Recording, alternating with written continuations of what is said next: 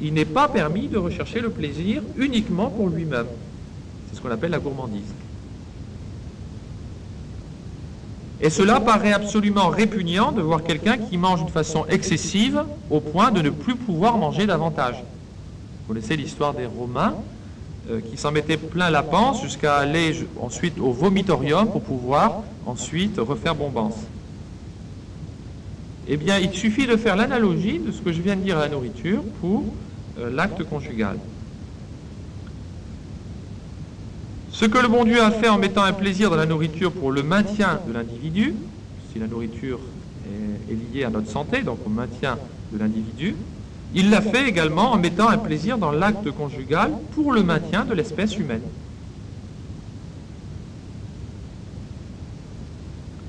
Dès lors, vous comprenez que de la même manière qu'il n'est pas permis dans la nourriture de couper l'acte de sa faim, donc le plaisir de sa faim, en recherchant uniquement le plaisir pour lui-même, de même, il n'est pas permis dans l'acte conjugal de rechercher uniquement le seul plaisir en privant l'acte de sa faim, à savoir l'ouverture à la vie. Donc, dans ces conditions, il est clair que l'acte conjugal ne peut être posé que dans le cadre d'un foyer stable qui puisse accueillir l'enfant. Notons cependant que dans le cadre du mariage, l'intention explicite d'engendrer n'est pas nécessairement requise pour la licéité de l'acte conjugal, puisque la fin secondaire du mariage, c'est aussi le soutien mutuel des époux. Alors ici, il y aura encore des points à développer, mais je ne suis pas là en train de préparer les jeunes au mariage, donc chaque chose a son temps. Donc je passe sur les autres précisions que donnent les prêtres à l'occasion des préparations au mariage. Alors regardons maintenant ce que dit le catéchisme du Concile de Trente.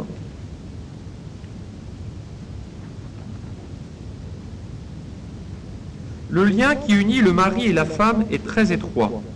Partant, rien ne peut leur être plus agréable que de se sentir aimés l'un de l'autre d'un amour tendre et loyal. Au contraire, rien ne saurait leur être plus pénible que de voir cet amour qu'ils se doivent et qui est si légitime s'en aller honteusement vers d'autres.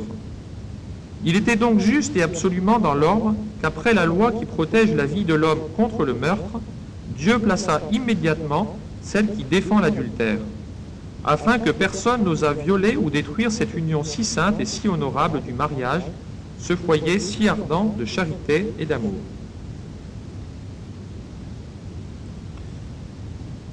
Je continue encore. L'adultère, est-il dit dans le catéchisme du Concile de Trente, est la violation du droit le plus sacré qui unit par serment inviolable les époux l'un à l'autre. L'époux qui manquerait de fidélité à son épouse commettrait une faute très grave.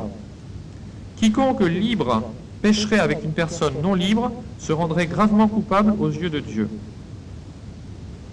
Selon saint Ambroise et saint Augustin, ce commandement porté contre l'adultère s'étend à tout ce qui est déshonnête et impur. Et nos saints livres, ceux de l'Ancien comme ceux du Nouveau Testament, ne nous permettent pas d'être d'un avis différent. Ainsi, outre l'adultère, d'autres genres de libertinage sont encore punis dans Moïse. La Genèse nous rapporte un jugement de Judas contre sa belle-fille. Et le Deutéronome défend positivement qu'aucune des filles d'Israël ne se livre au mal. Tobie faisait cette exhortation à son fils. « Gardez-vous, ô mon fils, de toute impudicité. » Et l'Ecclésiastique nous dit « Rougissez de jeter les yeux sur une femme de mauvaise vie. » Dans l'Évangile, notre Seigneur Jésus-Christ nous assure que du cœur sortent les adultères et les intentions mauvaises qui rendent l'homme coupable. Quant à saint Paul, c'est dans une foule de passages et dans les termes les plus sévères qu'il flétrit ce péché. Ici, il dit « La volonté de Dieu est que vous soyez saints et que vous évitiez l'impudicité. Là, fuyez ce vice. Ailleurs, évitez les impudiques. Puis, qu'on n'entende pas même parler parmi vous de ce péché, ni d'impureté de quelque sorte, ni d'avarice. Puis encore, ni les impudiques, ni les adultères, ni les efféminés, ni les abominables ne seront héritiers du royaume de Dieu. »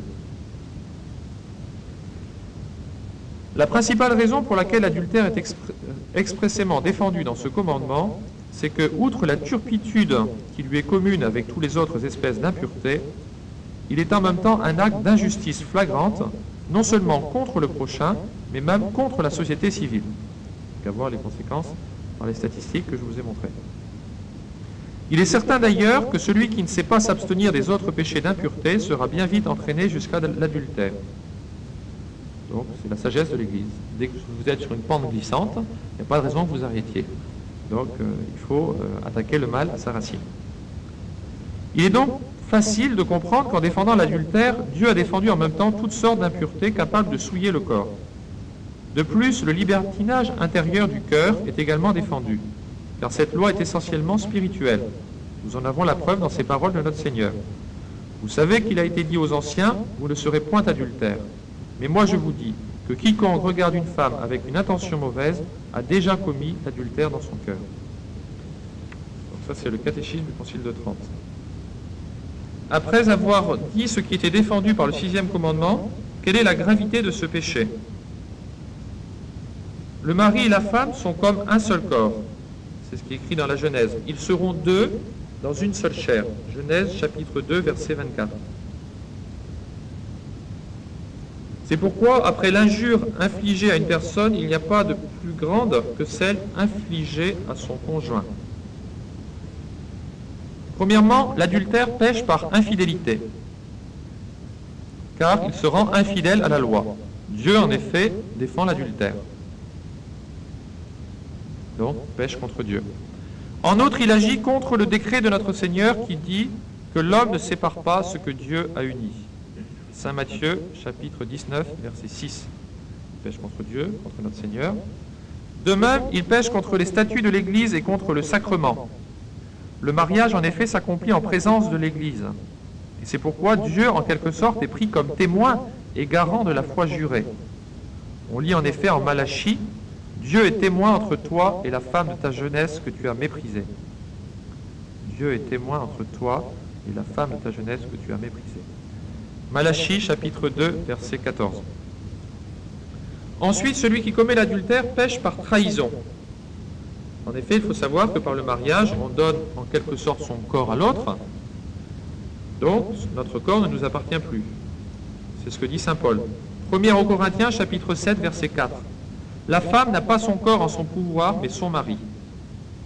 C'est pour cela d'ailleurs que, inversement, c'est grave de se refuser à son conjoint si on n'a pas une raison grave soi-même. Parce que son corps ne nous appartient plus dès lors qu'on est marié. Donc celui qui accomplit un adultère accomplit une trahison en se livrant à un autre que son conjoint. Ensuite, celui qui commet l'adultère pêche par profanation. Alors ici je cite saint Paul. Ne savez-vous pas, dit l'apôtre, que vos corps sont les membres de Jésus-Christ? Peut-on transformer des membres de Jésus-Christ en instruments de péché? À Dieu ne plaise. Ne savez-vous pas que celui qui pêche avec une femme de mauvaise vie se réduit au plus honteux esclavage? 1 Corinthiens, chapitre 16, verset 15.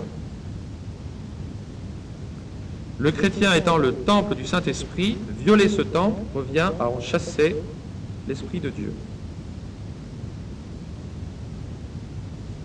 Ensuite, celui qui commet l'adultère devient infâme, c'est-à-dire qu'il perd sa réputation.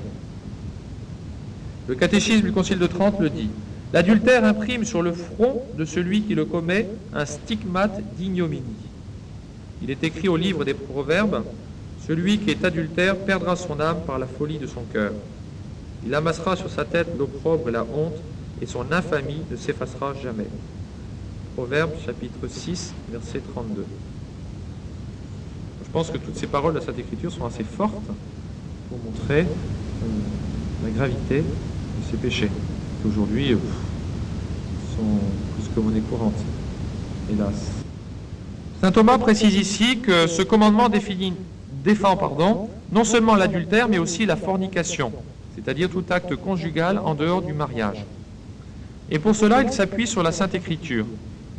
Saint Paul dit aux Corinthiens, « Ne vous y trompez pas, ni les fornicateurs, fornication justement, ni les adultères, ni les dépravés, ni les gens de mœurs infâmes ne posséderont le royaume de Dieu. » 1 Corinthiens chapitre 6, versets 9 et 10. Or, personne n'est exclu du royaume de Dieu si ce n'est par le péché mortel. Châtiment réservé à ceux qui enfreignent le 6e commandement.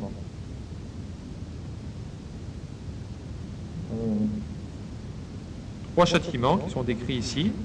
Premier que je viens de dire, l'exclusion du royaume de Dieu, donc l'enfer. Deuxième châtiment, dans la loi de Moïse, il faut savoir que les adultères étaient condamnés à la lapidation, même si après cette loi n'était pas toujours appliquée.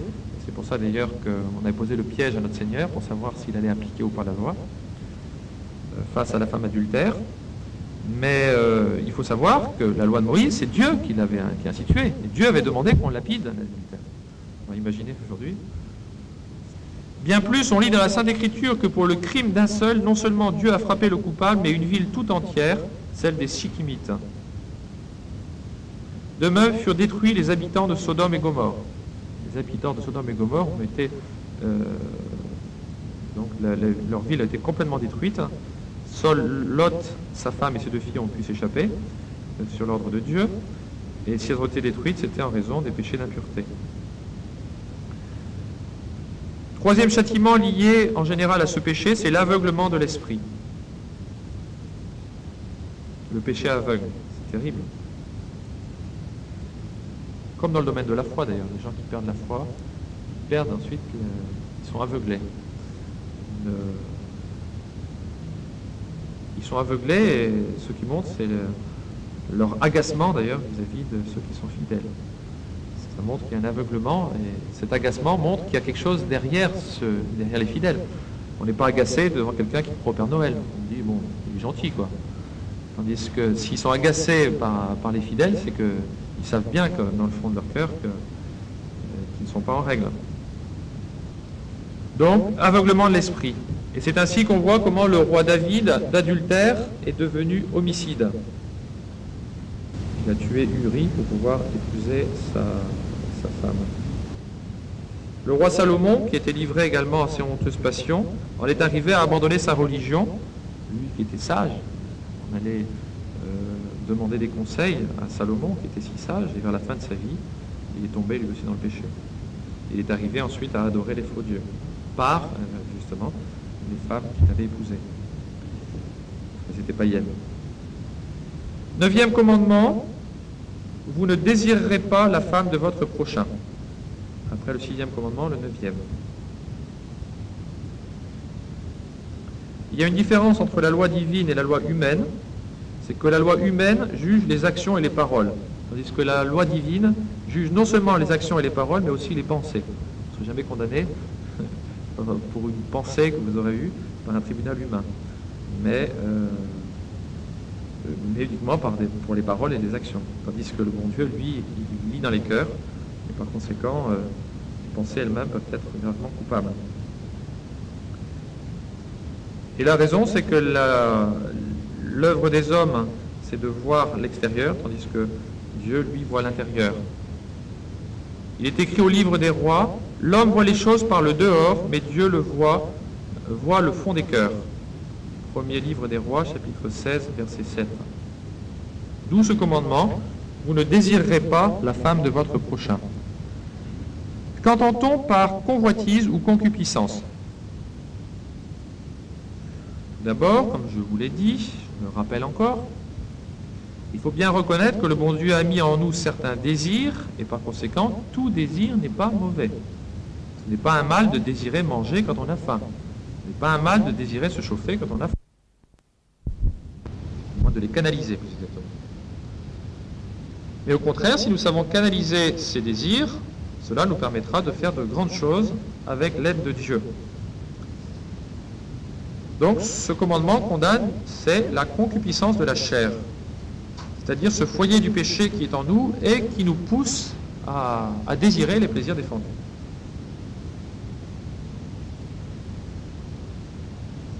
Motif de ne pas convoiter le bien d'autrui. Premièrement, en raison de l'avidité insatiable de la convoitise. La convoitise est en quelque sorte infinie, et c'est pourquoi elle ne peut jamais être totalement satisfaite. Un désir engendre toujours un autre désir, et ainsi de suite. Ça, c'est la règle, c'est une constatation. Une passion, une fois qu'elle est assouvie, va engendrer une nouvelle passion, qui va engendrer encore une autre, etc. Il n'y a jamais de plénitude durable dans le domaine de la passion. La passion est toujours éphémère. Il n'y a qu'à regarder tous les désordres du monde pour s'en apercevoir. On croit toujours qu'on a touché l'abîme, et puis finalement on voit bien que dans cette cascade des passions, les gens cherchent encore toujours à descendre plus, et puis c'est terrible. Et la raison, c'est que tout simplement on est fait pour Dieu. C'est ce que disait saint Augustin. Saint Augustin qui malheureusement devait lui aussi faire part de son expérience, qui avait bu à la coupe des plaisirs défendus. Sa conclusion, c'était « Vous, Seigneur, et notre cœur est sans repos jusqu'à ce qu'il se repose en vous. » On est fait pour Dieu, on est fait pour l'infini. Donc dès lors qu'on mettra tout notre idéal uniquement dans une créature, eh bien on ne pourra jamais être totalement satisfait pour toujours.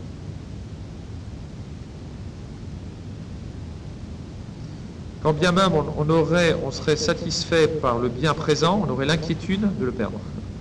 Donc ça reste un bien éphémère.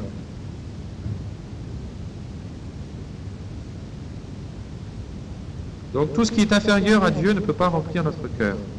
C'est comme ça. Heureusement d'ailleurs, puisqu'on est fait pour Dieu. Second motif de ne pas convoiter le bien d'autrui, c'est qu'une telle convoitise fait perdre le repos. Trouble et agitation de l'âme que ce désir désordonné de convoiter ce qui ne nous appartient pas. Malheureusement, chacun peut faire sa propre expérience pour faire appel à son expérience pour s'en apercevoir. Dans quelques domaines que ce soit, la convoitise fait perdre le repos. Ensuite, elle tue la charité. La convoitise tue la charité, comme le dit saint Augustin. Plus quelqu'un possède la charité, moins il est avide des biens d'ici-bas et inversement. C'est sûr, plus on se rapproche de Dieu, plus on est détaché des biens de ce monde.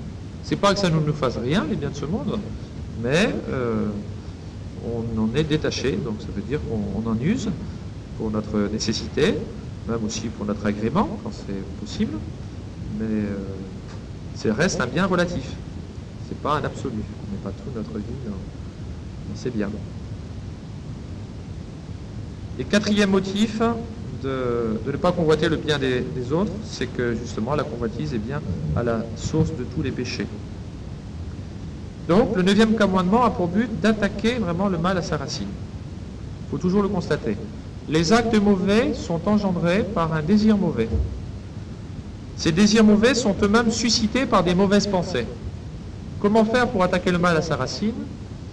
Il ne suffit pas de s'attaquer aux actes, il faut ensuite aller jusqu'au désir, et ensuite il faut aller jusqu'aux pensées qui engendrent ces désirs. Il faut retenir cela. Il ne nous est pas permis de désirer ce qu'il ne nous est pas permis de posséder. Alors il y a 3 degrés dans la concupiscence. Il faut savoir que depuis le péché originel, à cause de la corruption de notre nature, nul n'échappe à cette concupiscence.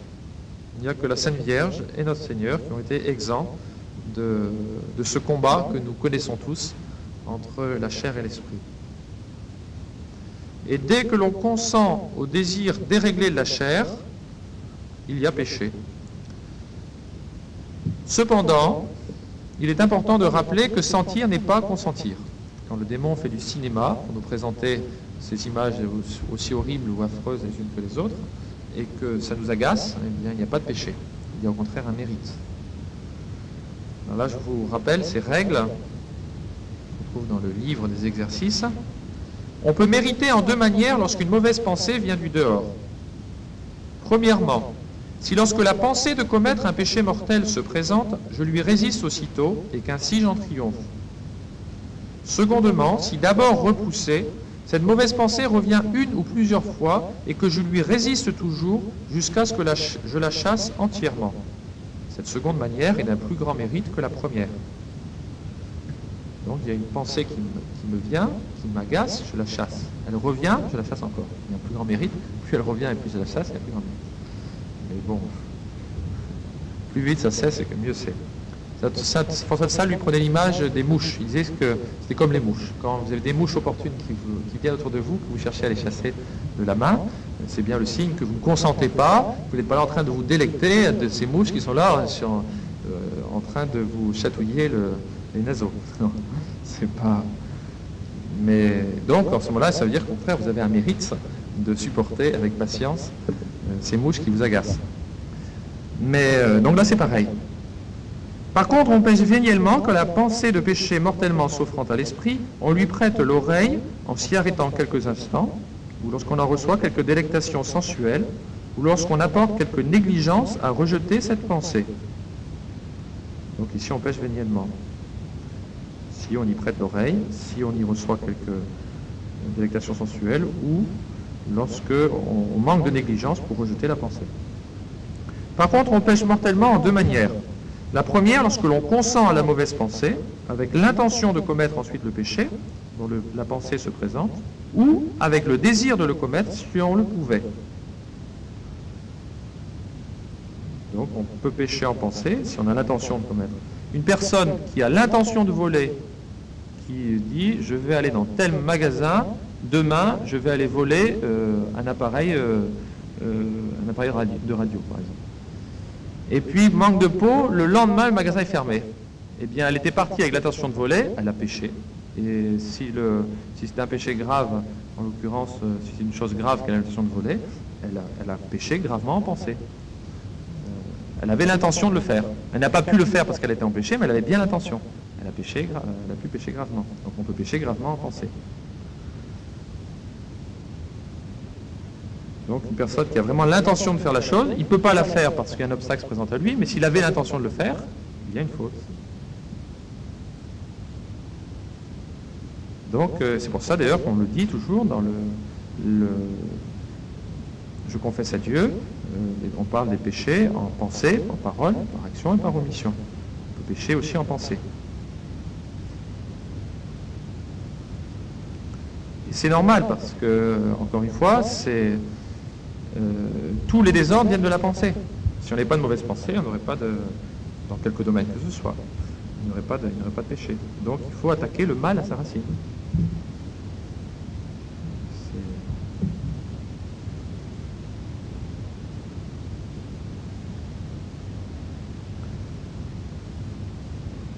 Dieu regarde l'intention comme une action. Deuxième degré, les péchés de la langue. Que nul discours mauvais ne sorte de votre bouche, dit saint Paul aux Éphésiens, chapitre 4, verset 29. Donc c'est encore un deuxième degré de concupiscence, d'entretenir justement ces mauvaises pensées par des discours, par la langue. Et troisième degré, les péchés en acte. Saint Paul toujours, vous avez fait servir les membres de votre corps à l'iniquité par l'impureté. Pardon, à l'impureté par l'iniquité. Alors les remèdes contre la concupiscence, c'est peut-être le plus important. Premier remède qu'on pourrait donner, c'est la fuite des occasions dangereuses. C'est la sagesse.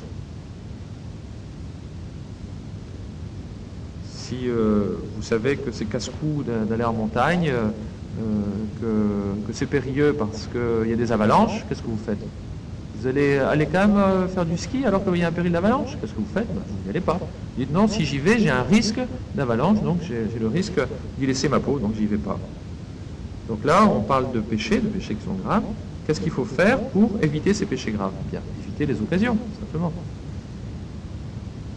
Donc fuir les mauvaises compagnies. Il y a plusieurs paroles de la Sainte Écriture qu'il faudrait citer ici, mais qui ne conviennent pas pour éviter justement de susciter de mauvaises pensées, et qui montrent en particulier de veiller sur ses regards, qu'on pense au péché de David, qu'on pense au péché des vieillards qui étaient les calomniateurs de Suzanne.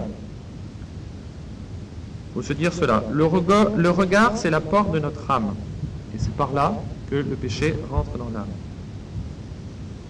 Notre Seigneur d'ailleurs l'a dit. Si votre regard est pur, tout votre corps sera lumineux, mais s'il ne l'est pas, tout votre corps sera enténébré. Donc il faut savoir mortifier sa vue. Comment mortifier sa vue? En évitant toutes ces mauvaises images. Alors, parfois, bien sûr, il y a une agression. Et donc, il ne faut quand même pas risquer un accident. On ne peut pas non plus rester chez soi tout le temps. Donc, dans la mesure où c'est dans notre devoir d'État, on n'a pas à se soucier. Mais c'est vrai que c'est très pénible. Mais là encore, c'est comme ces mouches. Si ça vous agace, ça va.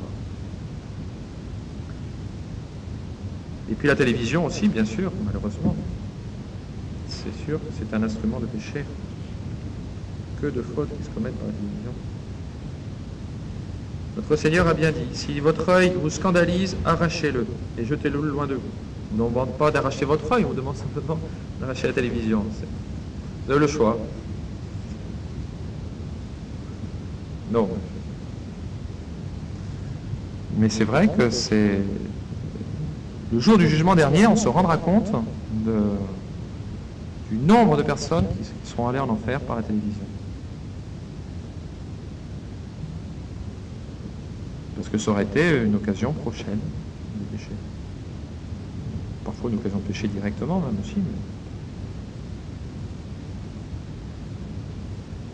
On a remarqué ça d'ailleurs même dans certains films que fut un temps, il y avait les grands-mères qui étaient toutes...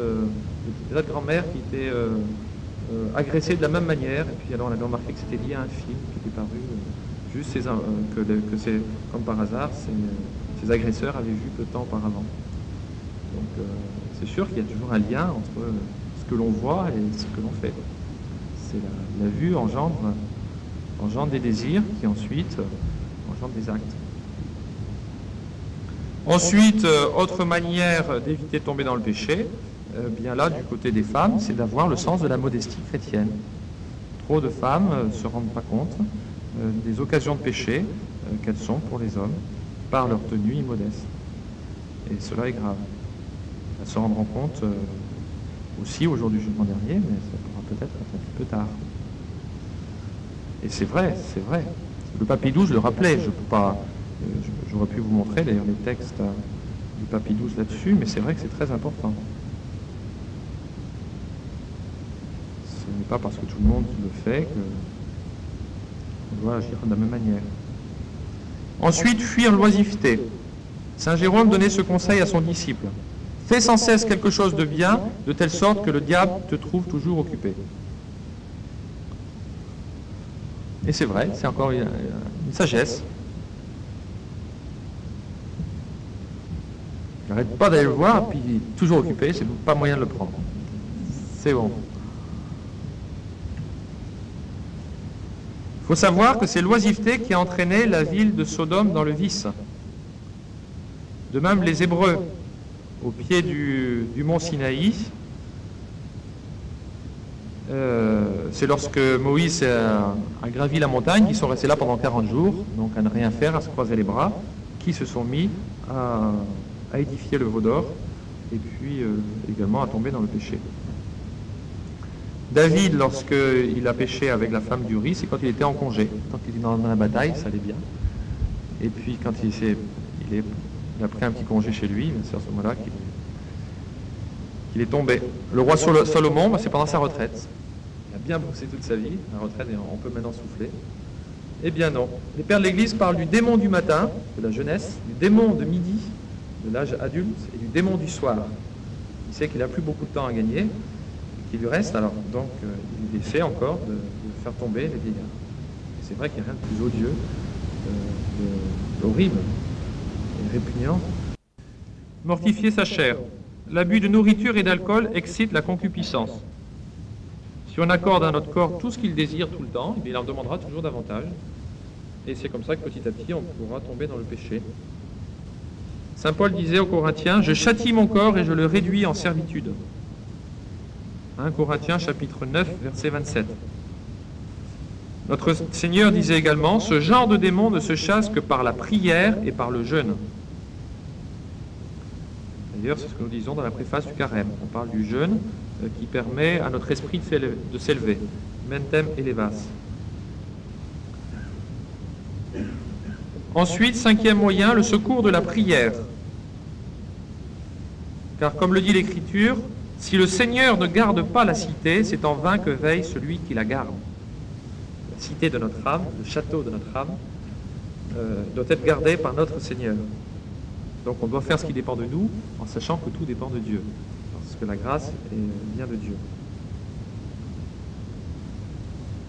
Dans le livre de la sagesse, il est dit ceci, encore un des livres de l'Ancien Testament: « J'ai su que je ne pouvais avoir la continence si Dieu ne me la donnait. » Chapitre 8, verset 21. Donc la chasteté est un don de Dieu. Donc il faut la réclamer à deux genoux. Également, la pratique, bien sûr, des sacrements, la confession et la communion fréquente aident à éviter le péché. Pour terminer, que dire juste un tout petit mot sur ce que dit le nouveau catéchisme sur ces matières. Il y a quelques rappels intéressants qu'on n'avait pas entendus depuis longtemps, qui font plaisir à entendre dans le nouveau catéchisme. Comme toujours, malheureusement, le fondement de la morale, c'est toujours la dignité de l'homme. Ça revient comme une obsession, c'est toujours pour le bien de l'homme, pour l'épanouissement de l'homme. Donc c'est plus par rapport à Dieu, mais c'est toujours par rapport à l'homme. Il y a d'autres domaines où le langage est plus ou moins flou. Il y a parfois un manque de clarté dans les termes utilisés. Et supprimer, bien sûr, la hiérarchie des époux dans le mariage, ça c'est bien sûr. Également, et ça c'est tout le drame malheureusement du nouveau catéchisme, d'un côté on affirme la gravité de certains péchés, on parle même de péchés mortels, de péchés graves au moins, et puis ensuite on va diminuer la culpabilité en disant que ça dépend des personnes concernées, ce qui est vrai, la culpabilité dépend des personnes concernées, mais c'est fait avec une telle insistance que finalement on se dit, c'est vrai, le péché est grave, mais le pécheur, lui, n'a pas péché gravement, puisqu'il avait toutes les causes excusantes, qui fait qu'il était presque obligé finalement, par son attitude.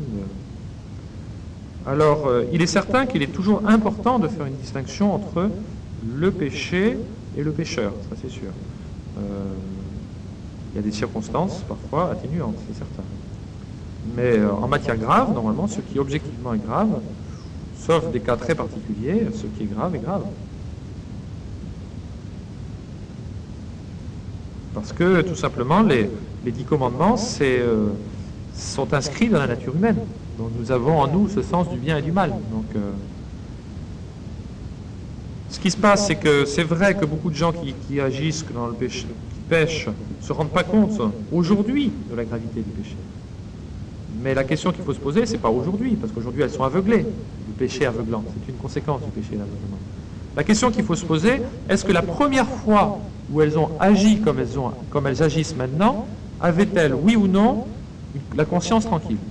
Ou est-ce qu'elles sentaient en elles-mêmes que ça n'allait pas? Si elles sentaient que ça n'allait pas, c'est bien le signe qu'elles sentaient qu'elles péchaient. Alors si après, à force, comme on vit d'habitude, et qu'on se donnera toujours de bonnes raisons pour agir comme on agit, à force, on finira par trouver la situation normale, mais la question qu'il faut se poser, c'est au départ, quand la personne commence à glisser sur cette pente. Je me souviens d'une personne que j'ai bien connue, divorcée justement, qui s'est remis en ménage et qui me disait, dans des circonstances douloureuses, très douloureuses, ça je veux bien l'admettre, mais après s'être remis en ménage, je la connaissais bien, donc j'étais allé la voir, et elle me disait, oh là là, au début ça n'allait vraiment pas, quand je me suis remis en ménage, je sentais que ça n'allait pas. Maintenant ça commence à aller un petit peu mieux. Donc qu'est-ce que ça veut dire maintenant ça commence à aller un petit peu mieux? Je finis par me faire une raison, de me convaincre que finalement c'est pas si mal que ça, et puis donc maintenant ça commence à aller. Au début ça n'allait pas, pourquoi? Parce que justement c'était une femme qui avait une éducation chrétienne, et qui par conséquent sentait très bien qu'en agissant comme ça, elle était en porte-à-faux avec sa conscience, et donc avec Dieu. Dans le Nouveau Catéchisme non plus n'est plus mentionnée la hiérarchie des fins du mariage. À savoir que dans la doctrine traditionnelle, on dit que la première fin du mariage, ce sont les enfants, et la deuxième fin, c'est le support mutuel des époux. Là, les deux sont mis sur le même plan. Et ce qui fait qu'aujourd'hui, d'ailleurs, parfois, il y a des abus dans les officialités pour annuler des mariages, puisque une des raisons pour lesquelles on annule des mariages, c'est des incompatibilités psychologiques que l'on découvre, comme par hasard, après le mariage. Et alors, avec ces arguments-là, on peut annuler tous les mariages. Ils n'étaient pas faits pour vivre ensemble, la preuve, c'est qu'ils ne s'entendaient pas. Alors bien sûr, si on part de principes pareils, c'est vrai que c'est un peu court. Mais si on estime que vraiment le lien du mariage, c'est justement cette union mutuelle, ce support mutuel de deux personnes, eh bien, il suffira de détecter qu'il y avait, au moment du consentement, un défaut du côté d'une des deux personnes pour annuler le mariage. Alors il y a des abus, certains qui sont faits. Je ne dis pas que c'est pas parce qu'il y a des abus que c'est toujours, qu'on agit toujours en ce sens, mais malheureusement il y a des excès, une porte ouverte en tout cas à des excès. Et il y a des cas bien précis que je pourrais vous donner qui le prouvent. Voilà pour cette question du catéchisme.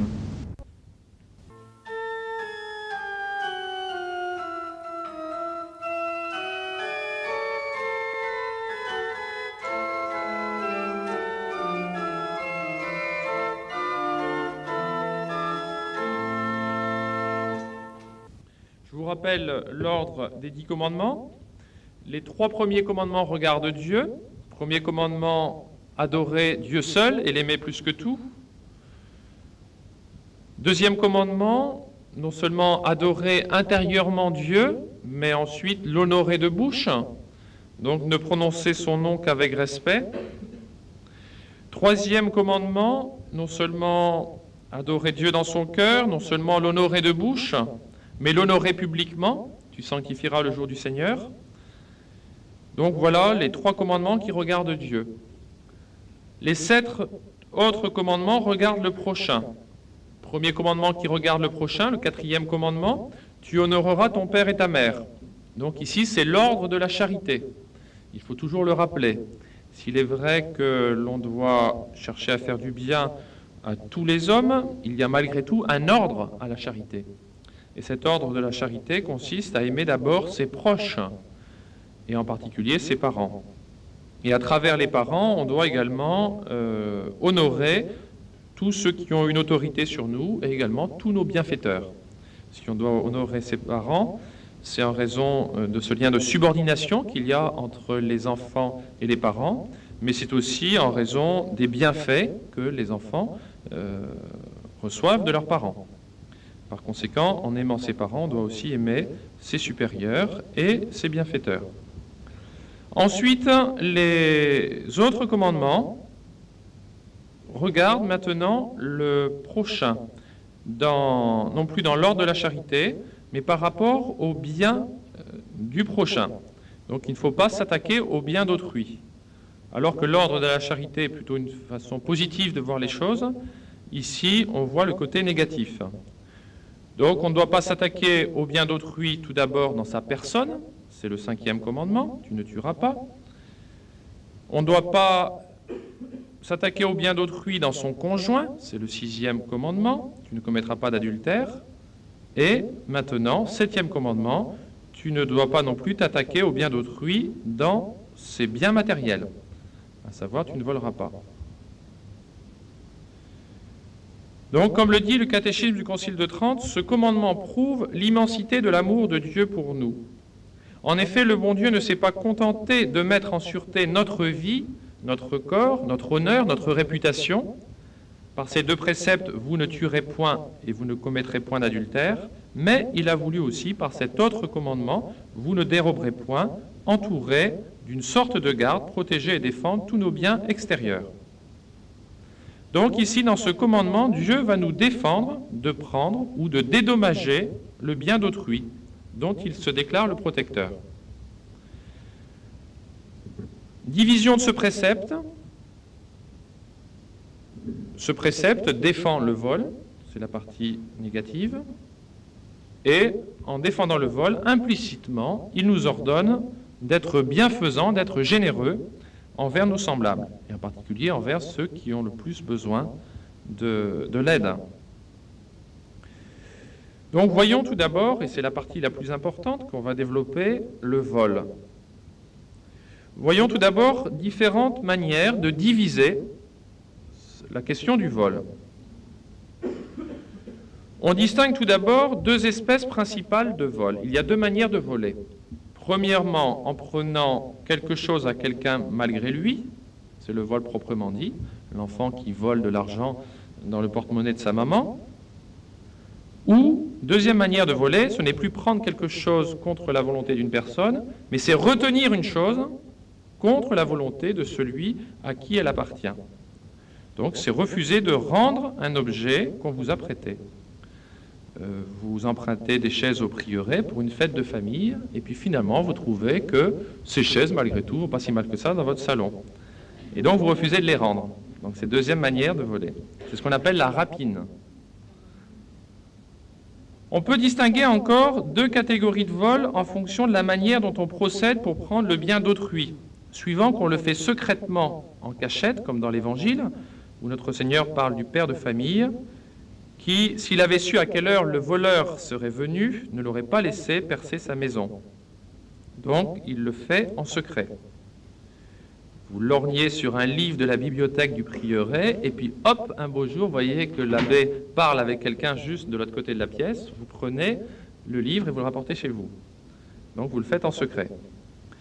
Ou alors, deuxième manière de voler, c'est lorsqu'on le fait non plus en secret, mais avec violence. Donc c'est le vol à main armée, la bourse ou la vie. Il y en a qui ravissent le bien des orphelins par force, disait Job. On peut aussi établir dans cette catégorie toutes les lois qui ont été établies par les autorités publiques dans le but de s'en mettre plein la poche. Des gens qui profitent d'être au pouvoir pour s'enrichir d'une façon indue. Alors ici, je n'oserais pas donner des exemples, mais je pense que ça ne manque pas. Troisième division possible du vol, c'est le vol direct et le vol indirect. Le vol direct, donc c'est celui qui vole de l'argent ou des biens à quelqu'un, et le vol indirect, et c'est la partie que l'on va développer un petit peu maintenant. Le vol indirect est beaucoup plus étendu. On peut voler tout d'abord en ne payant pas ses dettes. Première manière de voler. On peut voler encore en fraudant dans les ventes. Et enfin, on peut voler en pratiquant l'usure. Alors je vais développer ces trois parties. On peut voler en ne payant pas ses dettes. En ne payant pas son dû aux personnes donc, qui sont soit nos subordonnés ou soit de l'inférieur à l'égard du supérieur. Donc c'est vrai tout d'abord du patron, du chef d'entreprise à l'égard de ses ouvriers. On lit dans le Lévitique, le salaire du mercenaire qui vous donne son travail ne demeurera pas chez vous jusqu'au matin. Donc nécessité pour les patrons de payer leurs ouvriers en temps voulu.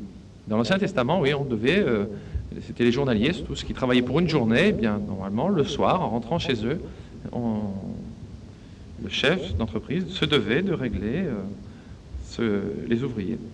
Aujourd'hui, c'est, je crois, au 5 du mois suivant, je crois qu'on doit payer les... Mais c'est vrai également de l'ouvrier à l'égard du patron, du citoyen à l'égard de l'État et du fidèle à l'égard de son curé. Donc cela signifie que l'on doit donner à chacun ce qui lui revient, que celui dont on soit le débiteur soit un chef d'entreprise, l'État ou le curé de qui on dépend. Il faut savoir aujourd'hui, enfin vous êtes bien au courant certainement, peut-être autant que moi, que beaucoup de faillites dans les entreprises sont liées en partie aux clients qui ne paient pas leurs dettes en temps voulu. Donc les chefs d'entreprise, les entrepreneurs, n'arrivent plus à payer leurs fournisseurs. Et puis donc finalement c'est la faillite. Donc saint Paul le dit, rendez à chacun ce qui lui est dû, à qui l'impôt, l'impôt, à qui les taxes, les taxes. Romains chapitre 13, verset 7. Voyons les choses un petit peu plus en détail. Le contrat d'entreprise. L'entrepreneur ou l'artisan doit exécuter le travail qu'il a accepté d'entreprendre au prix convenu, l'achever au temps fixé et fournir les matériaux d'une qualité conforme à celle qui est stipulée dans le contrat. Je vais faire une statue par un artisan, je fais faire une statue, il me doit de la faire en temps voulu, avec la matière voulue. Il ne peut pas me faire payer une statue en plâtre au prix d'une statue en bois. Ensuite, le contrat de travail. L'employeur a le devoir de préserver autant que possible ses ouvriers des dangers pour le corps et pour l'âme.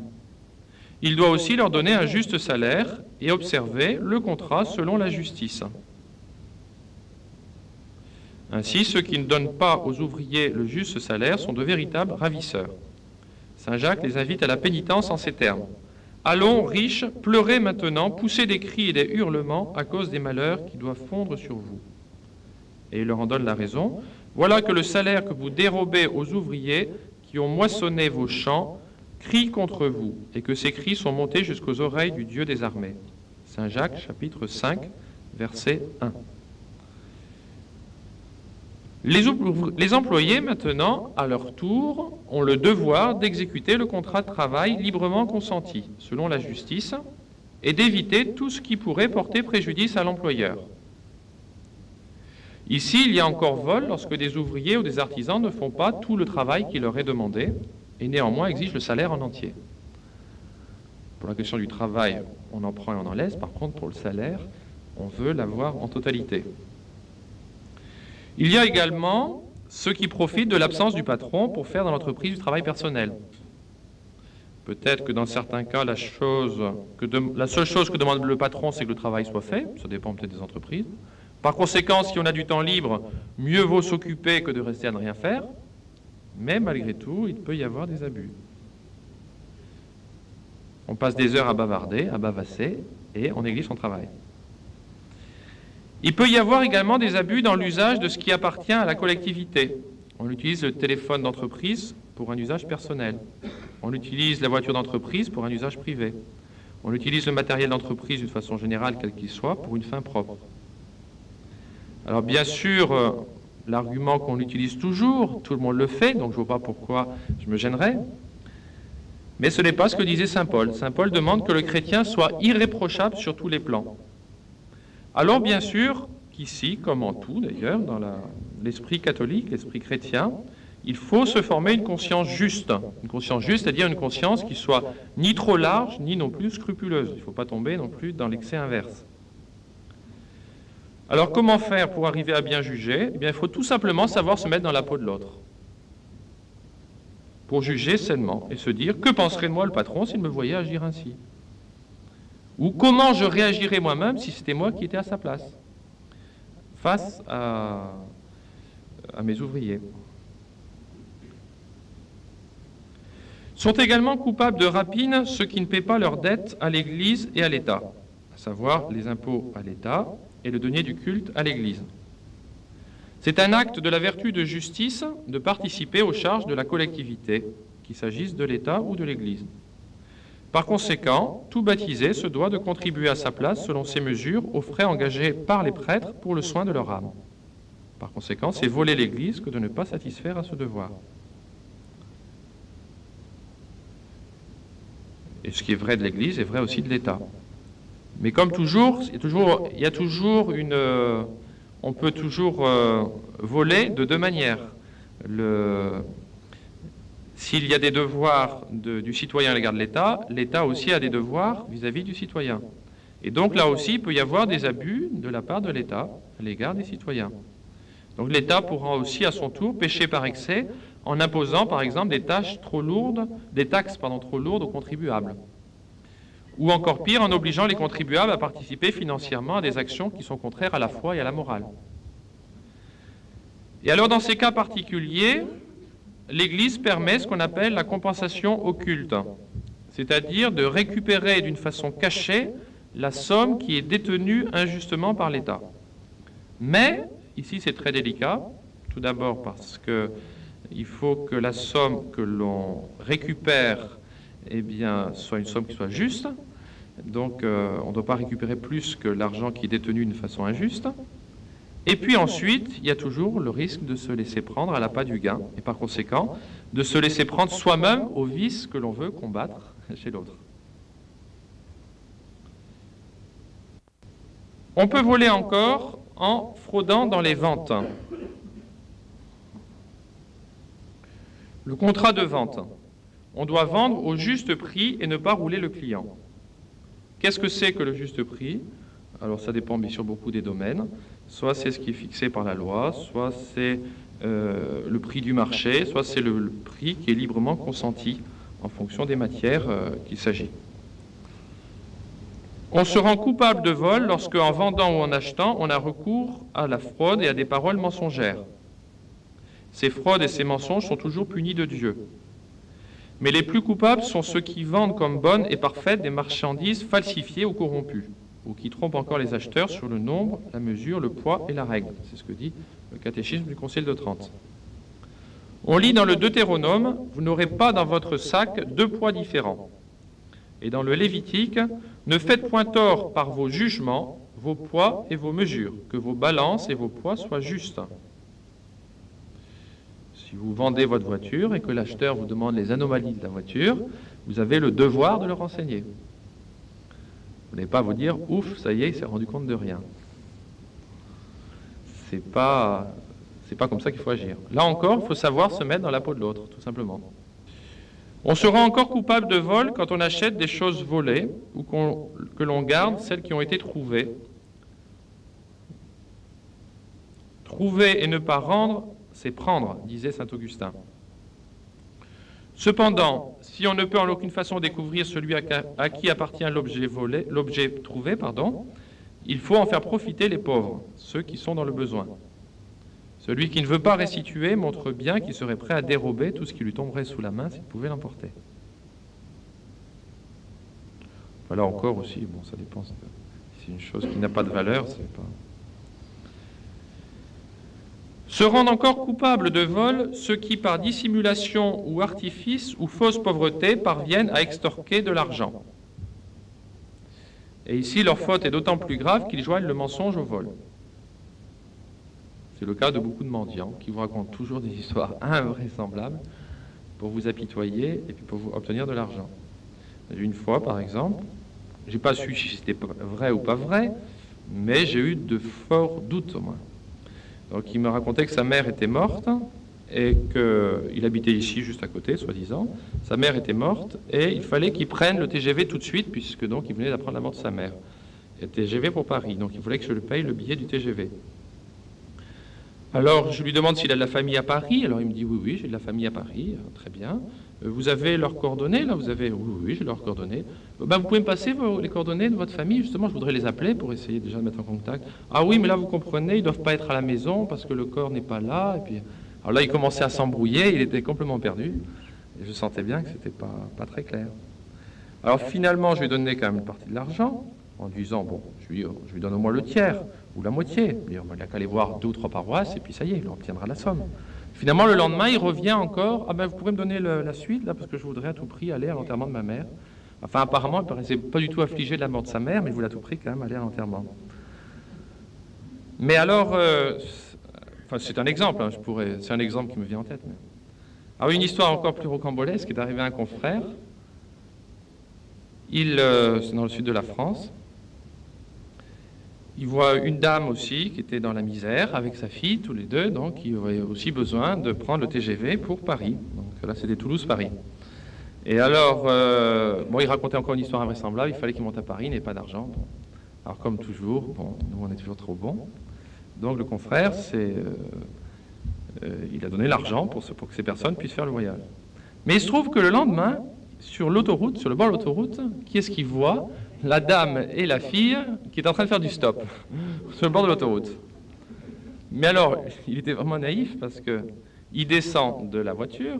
Alors elle, j'imagine qu'elle devait être blême en se disant qu'est-ce qu'il va nous dire? Ah, je vous ai peut-être pas donné assez d'argent, excusez-moi. Et puis c'est encore fait avoir une deuxième fois. Mais enfin bon. C'est vraiment... Alors, comment réagir face aux clochards? Comment distinguer les vrais des faux? Alors, en pratique, si vraiment on sait que notre argent va servir pour entretenir le vice de l'alcool, on ne doit pas donner. Si on ne sait pas, on peut donner un petit quelque chose. Celui qui donne n'est pas responsable de l'usage que fait celui qui reçoit l'obole. Si l'on peut, mieux vaut donner de la nourriture que de l'argent. Et ça permet souvent de faire un tri, d'ailleurs, entre ceux qui ont le besoin, ceux qui sont dans le besoin et ceux qui ne le sont pas. On a vu ici des clochards qui viennent nous demander de l'argent. On leur dit « Non, non, on ne peut pas vous donner de l'argent, mais on peut vous donner de la nourriture. » Soit ils refusent, ou parfois on les a vus accepter la nourriture et jeter la nourriture dans le fossé un petit peu plus loin. Mais malgré tout, je pense qu'ici, il vaut mieux pécher par excès de générosité que par défaut, selon l'enseignement de notre Seigneur, qui dira à la fin des temps aux élus « Venez les bénis de mon Père, prenez possession de mon royaume, préparé pour vous depuis la création du monde, car j'ai eu faim et vous m'avez donné à manger, j'ai eu soif et vous m'avez donné à boire. » Saint Matthieu, chapitre 25, versets 34 à 35. Mais c'est toujours pareil, il faut garder le sens de la mesure et garder son bon sens. Le bon sens garde ses droits. Générosité ne signifie pas bonasserie. Et c'est vrai que souvent, c'est malheureux, mais c'est comme ça, la vraie misère souvent reste cachée. Et c'est justement là la difficulté de savoir la découvrir et d'y remédier. Également sont encore coupables de vol les juges qui vendent la justice, qui se laissent corrompre par l'argent et les présents et font perdre les meilleures causes aux petits et aux pauvres. Et là encore, Dieu sait si c'est fréquent aujourd'hui. Beaucoup d'affaires sont réglées, non plus selon la justice, mais par ce qu'on appelle les dessous de table. Le contrat d'assurance. La compagnie d'assurance a le devoir en justice de couvrir les risques qu'elle a assurés. L'assuré, à son tour, doit, dans les choses importantes, donner les renseignements exigés et ne réclamer d'indemnité que pour les dommages dont la compagnie doit répondre. Là encore, un exemple. Une jeune fille qui vient me voir un jour, qui avait eu un accident de voiture, elle avait eu un refus de priorité, elle était distraite, et l'autre voiture n'était pas du tout abîmée, sa voiture était, donc elle avait la portière enfoncée. Alors, elle voit des amis à l'endroit où elle travaille qui lui disent « Ah ben voilà, t'as qu'à dire que ça s'est passé dans un parking, comme ça l'assurance ça va marcher. » Alors elle vient me voir, elle me dit « Ben voilà, j'ai un cas de conscience. » Donc elle m'expose le cas. Elle me dit « Qu'est-ce qu'il faut que je fasse ?» Alors je dis « Ben c'est pas difficile. Ce que je vais faire, je vais téléphoner à mon assureur, puis je vais lui raconter l'histoire, puis on va voir ce qu'il va dire. » Alors j'ai téléphoné, j'ai pris le téléphone. Notre assureur est le père d'un prêtre de la fraternité. Alors, je lui ai posé la question, je lui ai dit, voilà le cas. Elle me dit, bah, c'est simple, c'est un vol et un mensonge. Alors, j'ai restitué, je lui ai dit, voilà, c'est un vol et un mensonge. Elle me dit, bah, après, on s'étonne que les assurances sont si chères quand on voit comment les gens agissent. Donc là, c'est pareil, il faut toujours, pour résoudre les problèmes, savoir se mettre dans la peau de l'autre. Enfin, là, au moins, elle a eu le réflexe de venir me voir, et puis donc, elle a bien suivi. Mais combien de fois, très souvent, beaucoup de gens, c'est sûr, ont perdu aujourd'hui le sens de la justice. Ils vont s'accuser de tas de choses, mais ces choses-là, la justice, c'est un domaine qui paraît, non, c'est un domaine à part, qui n'est pas du domaine de la confession. Parce que pour les gens, voler, c'est quand on prend de l'argent dans le porte-monnaie de quelqu'un. Autre occasion de voler encore, les successions héréditaires. Soit on va essayer de faire passer papa, maman le plus tôt possible dans un monde meilleur, parce qu'après tout, c'est vrai que c'est quand même triste de vieillir, donc on va les aider à se libérer de ce monde pour pouvoir profiter de l'héritage, c'est une façon de faire. Ou soit au contraire, on va essayer de profiter dès qu'ils commencent à perdre un petit peu la tête, sachant qu'ils ont encore un petit peu la tête sur les épaules, donc suffisamment pour, pour avoir moins assez de force pour signer encore ce qu'on veut, et puis assez dans les nuages pour qu'on puisse, au dernier moment, faire modifier le testament, à l'insu, bien sûr, des autres héritiers. Ou soit encore en trafiquant avec les lois pour essayer d'en avoir plus que les autres. Et là, toutes ces histoires, c'est fou. Le nombre de familles, de gens qui se sont disputés et qui sont arrivés à la haine et à ne plus pouvoir s'entendre pour des questions d'héritage. Donc, on peut voler, vous voyez, en ne payant pas ses dettes, on peut voler encore en fraudant dans les ventes, on peut voler encore en pratiquant l'usure. Il est dit au psaume 14, versets 1 et 5, « Seigneur, qui demeurera dans votre tabernacle ou qui reposera sur votre montagne sainte? celui qui n'a point donné son argent à usure. Le catéchisme du Concile de Trente parle des usuriers, en disant « Ces ravisseurs si durs et si cruels qui pillent le pauvre peuple et l'écrasent de leurs intérêts exorbitants. » Donc ici, à travers l'usure, on essaie de voir la question des prêts à intérêt. Est-il possible de prêter de l'argent à intérêt et à un intérêt élevé? À quel degré? Saint Luc nous dit « Prêtez sans rien espérer de là ». Saint Luc, chapitre 6, verset 35. Alors aujourd'hui, vous le savez, dans la société où on vit, le prêt-intérêt est bien sûr monnaie courante. Alors comment juger de la moralité? En soi, normalement, le créancier ne peut, en vertu du prêt lui-même, exiger aucun bénéfice. Mais pour des raisons extérieures, comme il s'en trouve actuellement dans tous les prêts d'argent, on peut exiger des intérêts. D'une manière générale, on peut s'en tenir au taux fixé par la loi ou la coutume. On ne peut demander davantage que dans des circonstances particulières. Par exemple, le grand risque de perdre son argent ou le plus grand gain qu'on aurait pu faire en ne le prêtant pas. Lorsque, sans ces motifs, on exige un taux plus élevé, on pèche par usure contre la justice. Et on est tenu à restitution envers le débiteur ou ses héritiers, ou quand ceux-ci sont inconnus aux pauvres. Alors ici, bien sûr, on pourrait aussi voir la question des publicités exagérées qui sont faites pour les emprunts dans la société dans laquelle on vit, et qui est souvent occasion de chute pour les faibles. Alors bien sûr que les faibles ne devraient pas tomber dans le panneau, mais beaucoup de gens se mettent des tas d'emprunts à dos, et puis ensuite, ils n'arrivent plus à rembourser. Alors eux-mêmes, ça les conduit à des situations parfois irréversibles. Alors, soit ça les amène à voler, soit à suicider, soit à se brouiller encore avec les uns et les autres. Et c'est... Bien sûr que les gens devraient être raisonnables, c'est vrai, mais c'est comme ça. Les spéculations de bourse sont en soi permises, comme tout contrat, mais elles exposent beaucoup au danger de pécher contre la charité ou contre la justice, c'est pourquoi elles sont souvent illicites en pratique. Pêche contre la justice ceux qui, par des manœuvres frauduleuses, par exemple en faisant courir des faux bruits, font monter le prix des marchandises. Ça, c'est classique pour les ventes aux enchères. Certains sont de combine avec les vendeurs pour faire monter les prix. En soi, ce n'est pas permis. Alors maintenant, bon, là je vous ai donné des exemples. Non, il y a encore, je pense, 1000 manières de voler. Mais je pense que ça vous aide à vous forger, je pense, une conscience juste sur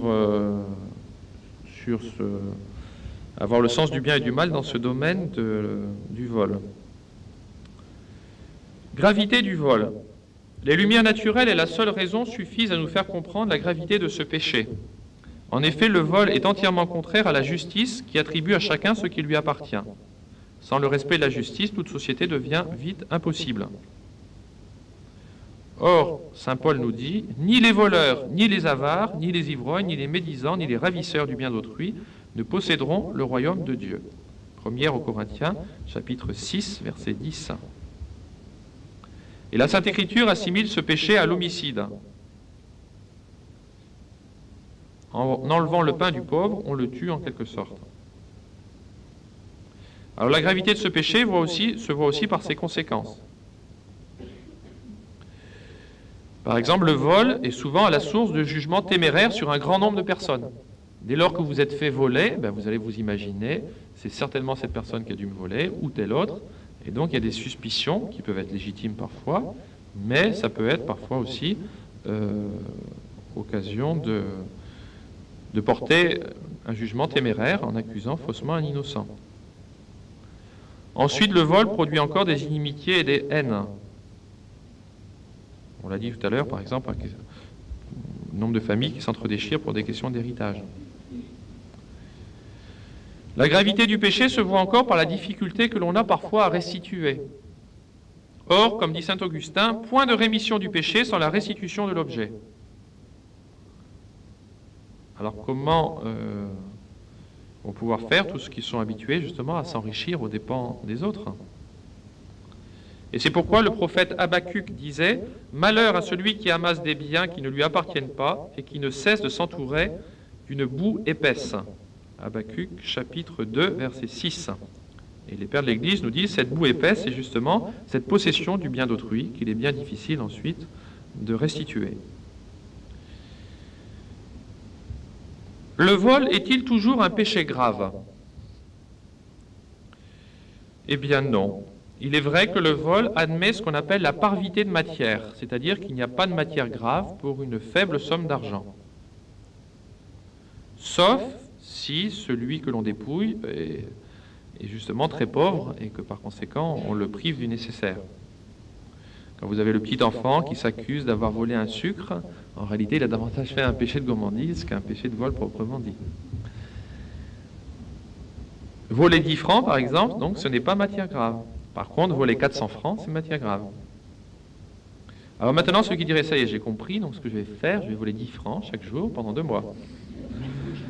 Eh bien non, en ce moment-là, c'est péché grave parce que l'intention porte sur le tout, donc sur les 600 francs que vous voulez voler en 2 mois. Donc en soi, il n'y a pas toujours péché grave dans le cas du vol, mais un péché reste toujours un péché, c'est-à-dire une offense au bon Dieu. Et puis ensuite, comme dit l'expression, qui vole un œuf, vole un bœuf. Quand on voit que ça marche, eh bien, on essaie toujours un petit peu plus. Et puis en plus, cette attache désordonnée pour l'argent peut conduire ensuite à toutes sortes d'autres péchés. Il n'y a qu'à regarder Judas. Judas, c'est comme ça qu'il a commencé. Judas tenait la bourse des apôtres, c'est lui qui était le gérant des biens de la communauté, des 12 apôtres. Donc, et il volait. Il commençait par mettre un petit peu d'argent de côté pour lui. Et puis il a commencé à avoir l'appât du gain. Et c'est comme ça qu'il a renié son maître pour 30 pièces d'argent. Donc vous voyez comment un péché en entraîne un autre. Alors parfois il peut y avoir double péché lorsqu'il s'agit par exemple d'un objet sacré. En ce moment-là, le péché de vol se double de péché de sacrilège. Ou l'argent des prêtres, qui est également l'argent du culte. C'est également un sacrilège. Donc à ce moment-là, il faut toujours accuser, on doit toujours accuser, quand il y a une double matière qui est grave, on doit toujours accuser les circonstances. Ce n'est pas pareil de voler 10 francs dans le porte-monnaie de sa maman que de voler 10 francs dans une église.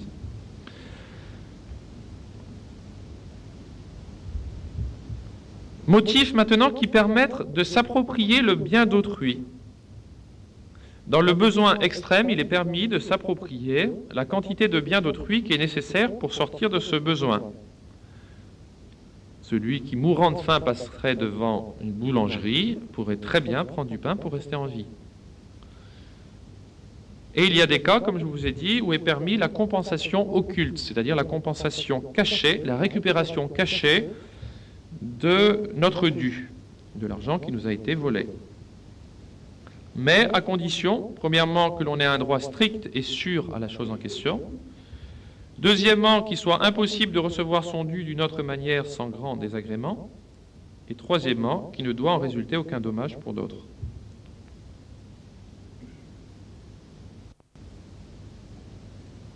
Quels sont les châtiments des voleurs? Eh bien, la Sainte Écriture menace des plus grands malheurs ceux qui se laissent aller à cette honteuse passion du vol. Les voleurs et les ravisseurs du bien d'autrui n'hériteront pas du royaume des cieux, nous dit saint Paul dans son épître aux Corinthiens. Alors on pourrait dire, ça y est, on a fait le tour de la question, on a vu ce que c'était que le vol, on a vu la gravité du péché, on a vu les châtiments, c'est terminé. Eh bien non, il y a la question de la restitution qu'il faut voir maintenant. La restitution, c'est une action par laquelle on rend à quelqu'un son dû, que l'on a détenu injustement. Le devoir de restituer est un devoir grave. Cependant, celui qui ne peut pas restituer ou ne le peut pas immédiatement doit tout au moins avoir la volonté de restituer. Qui est tenu à restituer? Eh bien, sont tenus non seulement ceux qui sont les auteurs directs, mais également tous ceux qui ont coopéré au dommage. Alors ici, on se trouve en face de plusieurs catégories qui sont développées dans le catéchisme du Concile de Trente. Vous avez d'abord la première catégorie qui comprend ceux qui commandent expressément de voler. C'est le chef de bande qui envoie les autres à l'assaut. Ceux-là non seulement sont les complices et les auteurs du vol, mais à vrai dire, ils sont plus coupables que tous les autres. La seconde renferme ceux qui se bornent à être les conseillers et les instigateurs du vol, parce qu'ils n'ont pas assez d'autorité pour le commander. Ils sont aussi coupables que les premiers et doivent être placés sur la même ligne, quoique leur action ne soit pas la même. La troisième se compose de ceux qui sont d'intelligence avec les voleurs. La quatrième de ceux qui participent au vol et qui en retirent quelques profits, si toutefois il est permis d'appeler profit ce qui leur vaudra un éternel supplice, à moins qu'ils ne viennent à récipiscence. C'est de cette espèce de voleur que David veut parler quand il dit « Lorsque vous voyez un voleur, vous courriez avec lui ». La cinquième compte ceux qui, pouvant parfaitement empêcher le vol, le souffrent et le permettent, bien loin de s'y opposer et de le rendre impossible.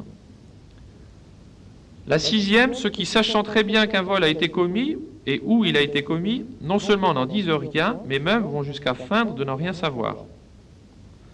La septième et dernière, tous ceux qui se font les aides des voleurs, leurs gardiens, leurs protecteurs, qui au besoin leur fournissent asile et domicile.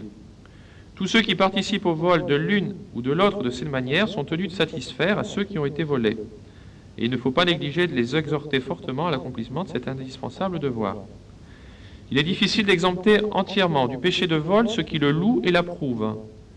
Et il faut dire la même chose des enfants de famille et des femmes qui ne craignent pas de dérober de l'argent à leurs parents et leurs maris. Alors l'exécution de la réparation. Celui qui doit restituer en premier lieu, c'est bien sûr le possesseur du bien d'autrui. Ensuite vient celui qui a donné l'ordre, puis ceux qui ont coopéré positivement, et enfin ceux qui ont coopéré négativement en n'empêchant pas le vol qu'ils auraient pu empêcher. Et bien sûr, quand celui qui est tenu avant les autres de restituer le fait, tous les autres sont dégagés de leur obligation. Si on a volé une voiture, on n'est pas obligé, tous ceux qui ont conseillé sont obligés d'offrir une voiture à celui qui a récupéré la voiture qui avait été volée. Donc une fois que la réparation est faite, elle est faite. À qui restituer? Si la personne qui a droit à la restitution est connue, c'est à elle que la restitution doit être faite. Si cette personne est morte, on doit alors restituer à ses héritiers. En soi, il ne suffit pas de faire dire pour elle un nombre correspondant de messes. C'est arrivé, j'ai eu un cas, c'est amusant parce que c'est pris dans le catéchisme du Concile de Trente, mais j'ai eu un cas d'une personne qui était venue me voir et qui avait fait dire des messes, mais en soi, c'était pas le bon réflexe. Quoique, en soi, c'est bien de faire dire des messes, mais en soi, l'argent, c'est autre chose.